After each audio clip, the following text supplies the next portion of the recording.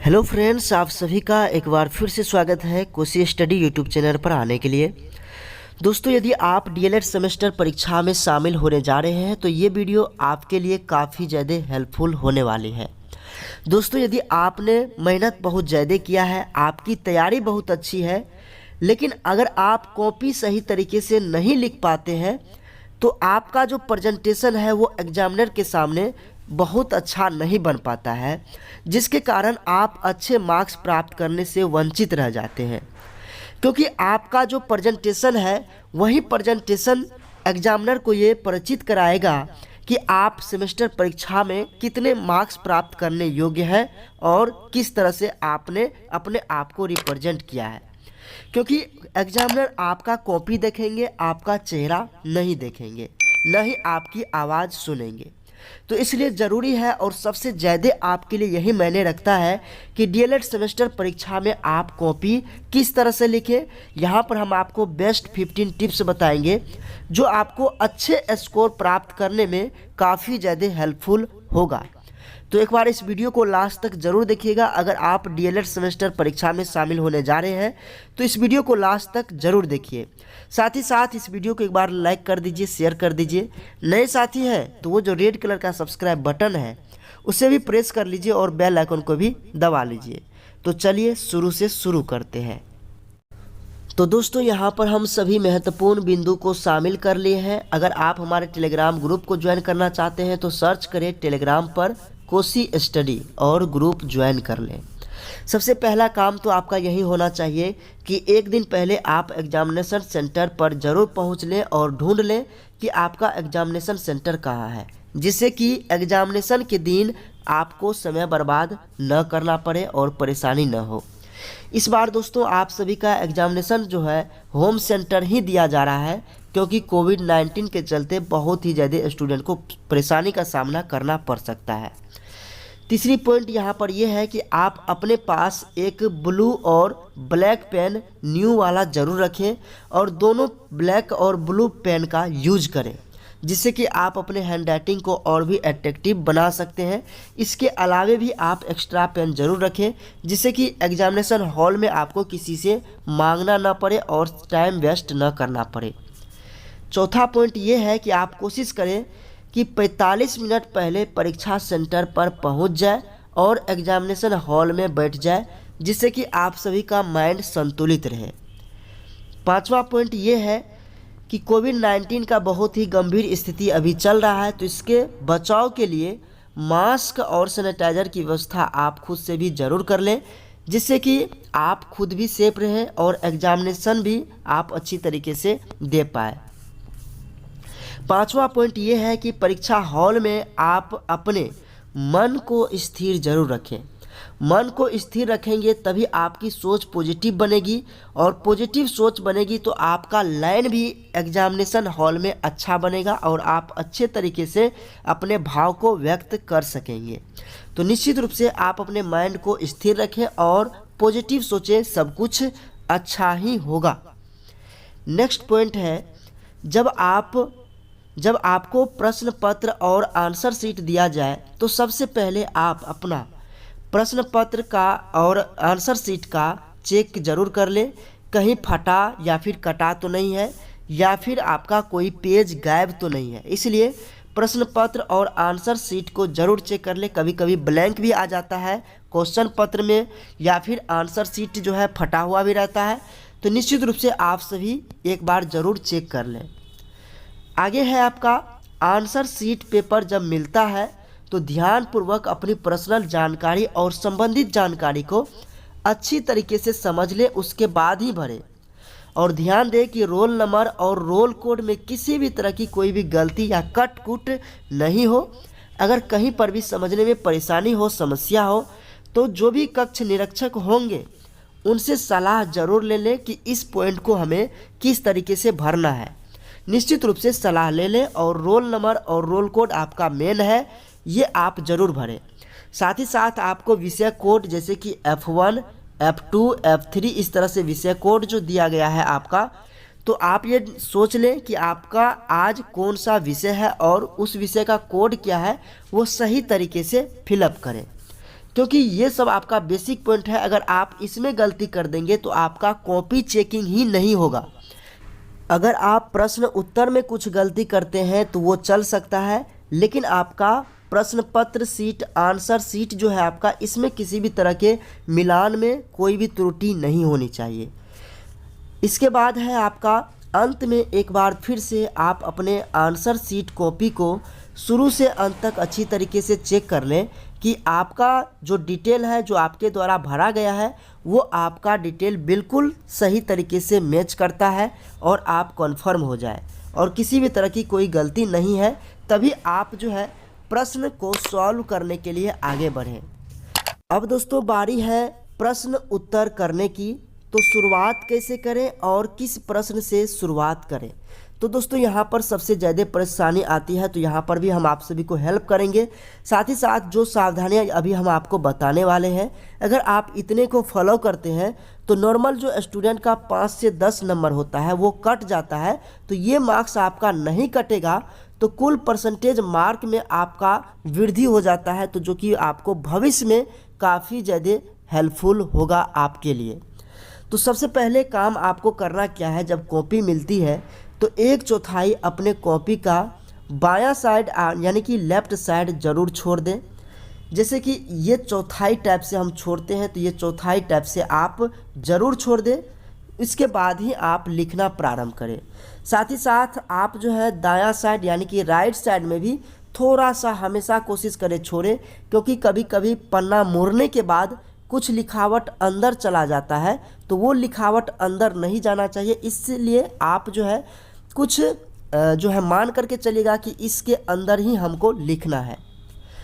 सबसे पहले आप किस प्रश्न का यानी कि किस सेक्शन का उत्तर देने जा रहे हैं वह सेक्शन लिख दें, यानी कि लघु उत्तरीय या फिर दीर्घ उत्तरीय, सेक्शन ए या सेक्शन बी, कुछ इस तरीके से आपको लिखना है। जैसे कि हमने यहाँ पर क्या किया है, सेक्शन ए लिख दिया है सबसे पहले।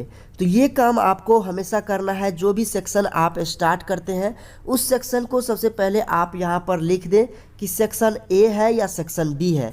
यानी कि हिंदी में कहे तो खंड क है या फिर खंड ख है, तो वो आपको यहाँ पर लिख देना है। लिखने के बाद आप अंडरलाइन ज़रूर कर दें, जिससे कि ये और भी अट्रैक्टिव लग पाए। इसके बाद जब हम मान लेते हैं कि ये हमारा क्या है, साइड बार है जो हमने चौथाई छोड़ा है, तो आप इस तरीके से लिख सकते हैं प्रश्न उत्तर संख्या 1। लेकिन आप यहाँ पर ध्यान रखेंगे कि ये जो है एक लाइन आपको गैप ज़रूर छोड़ना है, जिससे कि यहाँ पर और भी क्लियर दिख पाए। तो यहाँ पर आपको लिखना है प्रश्नोत्तर संख्या 1। इसके बाद कुछ इस तरीके से आप लिखेंगे, और जब भी अपने उत्तर देने की शुरुआत करेंगे तो इस लाइन को जो है आपको छोड़ देना है, जिसमें आपने प्रश्नोत्तर संख्या लिखा है, तो इस लाइन को आपको छोड़ देना है। इसके बाद जस्ट इसके नीचे से जो है यहाँ से आप लिखना शुरू करेंगे, तो ये और भी अट्रैक्टिव लगता है देखने में। तो ये तरीका आपको अपनानी है। इसके बाद हम जो है प्रश्न उत्तर संख्या, जैसे कि हम यहाँ से लिखे हैं, तो हम कोशिश किए हैं कि अपना आंसर जो है यहाँ से कोशिश करें लिखने का। जैसे कि यह जो है हेडिंग जो है आपको प्रश्न उत्तर वाला, ये आपको पहले ही पता चल पाए। और कोशिश कीजिएगा प्रश्न उत्तर संख्या या फिर उत्तर जो लिखते हैं वो आपका बोल्ड हो, और जो आप आंसर लिखते हैं वो आपका नॉर्मल हो। इसलिए हमने कहा कि आप इसे ब्लैक पेन से लिखें और अपना उत्तर जो है ब्लू पेन से लिखें, तो ये और भी ज़्यादा क्लियर दिखाई देगा, और भी ज़्यादा अट्रैक्टिव दिखाई देगा। आप चाहे तो इस तरह से भी लिख सकते हैं, जैसे कि यहाँ पर हम अथवा में लिखे हैं प्रश्न संख्या। यहाँ पर अगर मेरा मान लेते हैं कि ये मेरा चौथाई है, तो इस तरह से हम क्या लिखेंगे, प्रश्न संख्या 1। इसके जस्ट सामने हमने लिखा है उत्तर, इसके बाद हमने लाइन दिया है, लेकिन हम क्या किए हैं, इसके सामने वाले लाइन को खाली छोड़ दिए हैं। तो आपको इस तरह से इस लाइन को खाली छोड़ देना है। और ध्यान में रहे, जो भी प्रश्न आपका उत्तर समाप्त होता है तो इसके बाद आप एक लाइन 2 लाइन कम से कम कोशिश कीजिएगा छोड़ देने के लिए, जिससे कि आपका जो है स्पष्ट दिखाई दे आंसर, और किसी भी तरह की कोई जो है उलझन टाइप से दिखाई न दे। तो कोशिश कीजिएगा कम से कम 1 या 2 लाइन आप ज़रूर छोड़ें। उसके बाद प्रश्न संख्या, उत्तर, इसके बाद सामने वाला लाइन खाली, इसके जस्ट नीचे से हम लिखना शुरू किए हैं।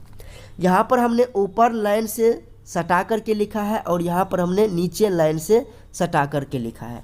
तो आप दोनों तरीका का यूज कर सकते हैं, इसमें कोई भी दिक्कत नहीं है कि ऊपर ही लाइन में लिखना चाहिए। आप नीचे लाइन में लिखना चाहते हैं तो नीचे लाइन सटा करके भी आप लिख सकते हैं। लेकिन आप ध्यान में जरूर रखिएगा कि प्रश्न उत्तर समाप्त होने के बाद एक लाइन या 2 लाइन कम से कम गैप आपको जरूर छोड़ना है। साथ ही साथ प्रश्न उत्तर लाइन को आप यहाँ पर जरूर खाली छोड़ देंगे, इसके जस्ट नीचे से लिखना शुरू करेंगे। और यहाँ पर जो है आप थोड़ा सा स्पेस जरूर लेंगे जिससे कि ये हेडिंग आपका पूर्ण रूप से स्पष्ट रूप से दिखाई दे और ये आपका उत्तर इस साइड दिखाई दे। अगर आप उत्तर लिखते समय ज़्यादा से ज़्यादा पॉइंट बनाते हैं तो और भी अच्छी बात है, क्योंकि पॉइंट जब आप बना करके लिखते हैं तो उत्तर करना और भी आसान हो जाता है। जैसे कि हमने लिखा है कि बच्चों में व्यक्तिगत विकास के लिए परिवार की मुख्य भूमिका निम्नलिखित रूप से होती है, और इसी प्रश्न को हमने यहाँ पर लिखा है भूमिका जो है बच्चे के सामाजिक शारीरिक मानसिक विकास के लिए परिवार विशेष रूप से उत्तरदायी है। तो इसी को हम पॉइंट वाइज भी लिख सकते हैं। पॉइंट वाइज लिखने से ये होता है कि आपके माइंड पर प्रेशर कम बनता है, और जब प्रश्न कई भाग में टूट जाता है तो उसको आसानी तरीके से हम लिख सकते हैं, सोच सकते हैं। इसलिए ज़्यादा आसान रहता है अगर आप पॉइंट वाइज लिखते हैं।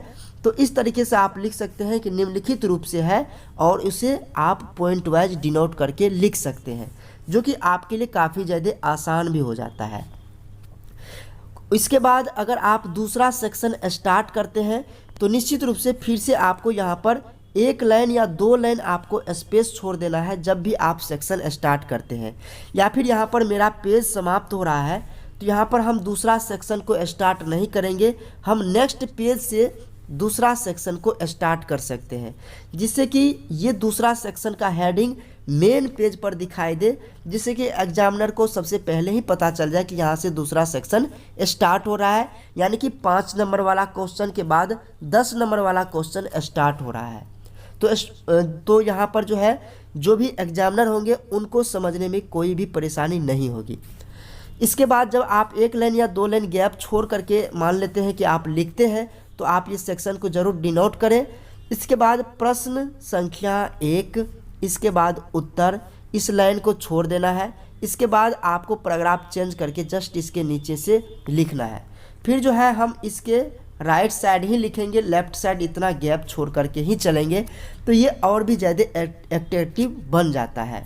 तो कोशिश करना है आपको कि जितना क्लियर हो सके उतना क्लियर करके आप लिखें। तो निश्चित रूप से आप सभी इतना काम करेंगे, खंड A खंड B आपको डिनोट कर देना है। फिर उसके बाद प्रश्नोत्तर संख्या 1 इस तरह से आपको डिनोट करके आगे बढ़ना है। ध्यान रहे कि जो भी खंड आप शुरू करें कोशिश कीजिएगा कि सीरियली, जैसे कि 1 नंबर का क्वेश्चन, 2 नंबर का क्वेश्चन, 3 नंबर का क्वेश्चन, इस तरीके से जो है सीरियली उत्तर देने की कोशिश कीजिएगा। तो ये आपका जो है इम्प्रेशन एग्जामिनर्स के सामने और भी अच्छा बनता है कि ये स्टूडेंट लगातार लिखा है। ऐसा नहीं कि जहाँ से तहाँ उत्तर मिल गया चोरी चपाटी करके तो वहाँ से लिखना शुरू कर दिया, तो वैसे में वहाँ पर संदेहजनक भावना उत्पन्न होती है, तो उससे आपको बच के रहना है। इसलिए कोशिश करना है आपको सीरियली वाइज उत्तर करें, उसके बाद ही दूसरा खंड शुरू करें, ठीक ना। अगर आप मान लेते हैं कि एक खंड प्रश्न उत्तर शुरू करते हैं तो किसी प्रश्न उत्तर के लिए कोई खाली स्थान नहीं छोड़े। जैसे कि मान लेते हैं 4 नंबर का मेरा जो है प्रश्न नहीं है बनने वाला, तो ऐसा नहीं है कि इसके लिए हम स्पेस छोड़ देंगे, स्पेस आपको नहीं छोड़ना है। इसके बाद प्रश्न उत्तर को कोशिश करना है यथासंभव अपने शब्दों में ही उत्तर दें। जरूरी नहीं है कि रटा हुआ किताबी भाषा जो है उसी को लिखना है। इसके बाद आपको कोशिश करना है कि पॉइंट वाइज उत्तर दें। जैसे कि मैंने आपको बताया कि कोई उत्तर लिख रहे हैं, अगर आप उसे पॉइंट वाइज कर देते हैं तो आपके लिए वो उत्तर करना आसान हो जाता है। तो निश्चित रूप से कोशिश करें कि पॉइंट वाइज आप उत्तर लिखें। इसके बाद प्रश्न उत्तर करते समय कट कुट न करें। अगर कोई गलती हो जाती है तो आपको क्या करना है, बस एक तिरछी लाइन इस पर छोड़ देना है, दोबारा लाइन इस पर नहीं चलाना है। तो यहाँ पर आपका नेक्स्ट पॉइंट है, प्रत्येक प्रश्न उत्तर के बाद कम से कम 1 या 2 लाइन अवश्य खाली छोड़ दें। जब एक खंड का प्रश्न उत्तर समाप्त हो जाता है तो दूसरी खंड शुरू करने से पहले हेडिंग खंड का हेडिंग जैसे कि सेक्शन ए सेक्शन बी जरूर दे देना है। इसके बाद पीछे बचा हुआ किसी खंड का प्रश्न उत्तर करना हो तो फिर से खंड का हेडिंग दे। जैसे कि हमने कहा कि 4 नंबर का प्रश्न नहीं बना था, अब हमको लास्ट में बनाना है, तो फिर हम क्या करेंगे कि सेक्शन ए का 4 नंबर का क्वेश्चन छूट गया था तो सेक्शन ए इस तरह से लिखेंगे। इसके बाद 4 नंबर का प्रश्न, इसके बाद इस तरह से हम आंसर देंगे और लिखना शुरू करेंगे, इसके जस्ट नीचे से पैराग्राफ चेंज करके। इससे क्या होगा कि आपका पेज और भी ज़्यादा क्लियर दिखाई देगा और कॉपी साफ सुथरा लगेगा और आपका कटिंग भी नहीं होगा, तो उससे जो है इम्प्रेशन आपका ज़्यादा बनता है। तो निश्चित रूप से जब भी आप पीछे बचे हुए क्वेश्चन को शुरू करेंगे खंड ए या खंड बी, तो सेक्शन आप जरूर लिख लें, यानी कि सेक्शन ए सेक्शन बी, उसके बाद ही आप उत्तर लिखना शुरू करेंगे। इसके बाद यदि आप चाहेंगे एक्स्ट्रा कॉपी लेना तो आप एक्स्ट्रा कॉपी ले सकते हैं, डीएलएड एग्ज़ाम में मिलता भी है। और बहुत सारे ऐसे एग्जामिनेशन सेंटर होते हैं जहां पर पता नहीं होता है तो वहां पर नहीं भी देते हैं। तो एक्स्ट्रा कॉपी अगर आप लेते हैं तो दोनों को एक साथ अवश्य पिन कर लें, नथी कर लें, क्योंकि कॉपी एक जगह से दूसरे जगह स्थानांतरण होता है तो उस समय आपका दूसरा कॉपी फट करके अलग न हो, इसलिए आप अच्छे तरीके से उसे पिन कर लें। तो दोस्तों ये था आपका कुछ महत्वपूर्ण बिंदु। अगर आप इतने सावधानी को निश्चित तौर पर अपनाते हैं तो इतना विश्वास रखिए, मान करके चलिए, यकीन रखिए कि आपका 5 से 10 नंबर प्रत्येक सब्जेक्ट में जो कि आपका नॉर्मल कट जाता है वो नहीं कटेगा। और कोशिश कीजिएगा कि कोई भी प्रश्न आपसे छूटे नहीं। अगर कोई भी प्रश्न आपसे छूट रहा है तो उससे रिलेटेड क्वेश्चन का जो आंसर आपने दिया है उसी आंसर को आप रिपीट कर सकते हैं, थोड़ा बहुत इधर उधर करके। तो इस बातें को आपको ध्यान में रखना है कि कोई भी प्रश्न आपको छोड़ना नहीं है। ऐसा नहीं कि लघु उत्तरीय प्रश्न यहाँ पर 6 ठो पूछा गया है तो 6 को जवाब देने में हम पूरा समय व्यतीत कर दिए और लॉन्ग क्वेश्चन छूट रहा है। शॉर्ट क्वेश्चन भले ही 1 ठो छूट जाए वो अलग बात है, लेकिन लॉन्ग क्वेश्चन नहीं छूटनी चाहिए। अगर आप शॉर्ट क्वेश्चन को कंप्लीट लिखते हैं तो 5 नंबर में से ज़्यादा आपको 4 मार्क्स मिल जाएंगे। लेकिन अगर आप 10 नंबर का क्वेश्चन अगर छोड़ते हैं, अगर आप इसमें थोड़ा सा भी लिखते हैं तो कम से कम आपको 3 से 4 नंबर तो आसानी से मिल जाएंगे। अगर आप इतने वर्ड का आंसर 10 नंबर वाले में दे देते हैं तो आराम से 5 नंबर 7 नंबर आपको मिल जाएंगे। तो कोशिश कीजिएगा कि लॉन्ग क्वेश्चन किसी भी हालत में न छूटे और शॉर्ट क्वेश्चन को भी कंप्लीट करते हुए आगे बढ़े। लेकिन ध्यान में रखिएगा कि जो कि आपका शॉर्ट क्वेश्चन है वो 75 वर्ड से 100 वर्ड तक में ही लिखना है और जो आपका लॉन्ग क्वेश्चन है 200 वर्ड से 250 वर्ड के बीच ही आपको आंसर करना है। तो आप इन बातों का भी ख्याल रखेंगे। मैं उम्मीद करता हूँ ये वीडियो आपके लिए काफ़ी ज़्यादा हेल्पफुल रहा होगा। अगर आप इस वीडियो को कंप्लीट देखे हैं तो बहुत ही ज़्यादा आपको बेनिफिट मिलेगा और मेरी यही मंगल कामना रहेगी कि आप सभी का एग्ज़ाम बहुत ही अच्छे तरीके से जाए और आप सभी अच्छे तरीके से कॉपी को भी लिखें। और ये मार्क्स आपके लिए काफ़ी ज़्यादा इम्पोर्टेंट रखता है, क्योंकि जब भी आपका जो मकसद है, जिस मकसद से आप ये कोर्स कर रहे हैं, जब वो आपका पूरा होने की बारी आएगी तो वहाँ पर मेरिट लिस्ट जो बनता है तो उसमें आपको ये मार्क्स में अगर थोड़ा बहुत भी परसेंटेज में अंतर रहता है पॉइंट का भी, तो वहाँ पर आप बहुत पीछे या फिर बहुत आगे जा सकते हैं। इसलिए ध्यान में रहे, आपको अच्छी तरीके से माइंड संतुलित करके ही उत्तर देना है और सही तरीके से उत्तर देना है। तो मिलते हैं दोस्तों फिर से एक नए वीडियो में, तब तक के लिए धन्यवाद। एक बार वीडियो को लाइक कर दीजिएगा, शेयर कर दीजिएगा। नए साथी हैं तो चैनल को सब्सक्राइब कर लीजिए और बेल आइकन को भी प्रेस कर लीजिए। धन्यवाद।